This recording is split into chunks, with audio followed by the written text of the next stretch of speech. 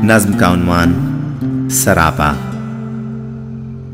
ये सोचा जब मैं लिखूं नज्म उसकी याद में कोई, जो ये सोचा तो ये सोचा कहाँ से रोशनी लाऊं, कहाँ से चांदनी लाऊं, कहाँ पर वो कशिश होगी, कहाँ पर वो तपिश होगी, कहाँ वो रंगो बू होंगे, कहाँ कौसो क़ज़ा होगी, कहाँ ढूंढूंगा मैं सावन, कहाँ पर वो घटा बादल सबा होंगे, कहाँ से लाऊंगा जादू मैं उसकी आँख के जैसा, कहाँ पर साज पाऊंगा मैं उस आवाज़ के जैसा।